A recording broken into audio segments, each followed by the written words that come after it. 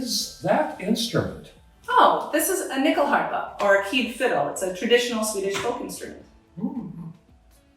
That's cool. Do you know who owned it? I do, actually. It was owned by a man named Axel Chalman, and he immigrated from Sweden to the Upper Peninsula of Michigan in 1888. And when his father passed away back in Sweden, his family wrote to him and asked what he wanted from his father's estate. And he said he wanted his dad's nyckelharpa. Unfortunately, they couldn't find it, so they bought this nyckelharpa at an auction and sent it to him. Ah, cool. It is pretty cool, but what's even cooler is if you look inside the object, you can see the date of 1640 inscribed inside. So it's a pretty old piece. Wow. Very cool.